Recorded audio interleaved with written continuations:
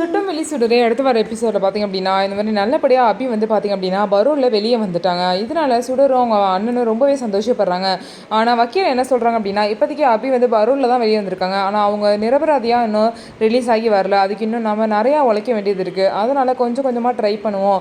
இப்போதைக்கு வந்து கொஞ்சம் சந்தோஷமாக இருங்க, சேஃபாக இருங்க அப்படின்னு சொல்லிட்டு அந்த வக்கீல் வந்து சொல்கிறாரு. சுடர் வந்து அபி வந்து சந்தோஷத்தில் அபிக்கிட்ட அவங்க நடந்த விஷயத்தை எல்லாத்தையுமே ஷேர் பண்ணிக்கிறாங்க. அதுக்கப்புறம் வீட்டுக்கு போனதுக்கப்புறம் பார்த்திங்க அப்படின்னா எல்லாரும் சேர்ந்து உட்காந்து சமைச்சு சாப்பிட்றாங்க. அபி கையாலே வந்து சமைக்கிறாங்க. சமைச்சு எல்லாம் சேர்ந்து உட்காந்து சாப்பிடும்போது பார்த்திங்க அப்படின்னா இந்த மாதிரி வந்து சுடருக்கு அவங்க அம்மா அபி வந்து ஊட்டி விடுறாங்க. அதுக்கப்புறம் அவங்க தங்கச்சி அபிக்கு வந்து சண்முகம் வந்து ஊட்டி விடுறாரு. இந்த மாதிரி ரொம்பவே சந்தோஷமாக இருக்காங்க. ஸோ இதுக்கப்புறம் பார்த்திங்க அப்படின்னா சண்முகத்தோட ஒய்ஃப் வந்து அபிக்கிட்ட உன்னோட ஹஸ்பண்ட் யார், தாலியை காணோம், எங்கே இருக்காரு அப்படின்னு சொல்லிட்டுலாம் கேட்குறாங்க.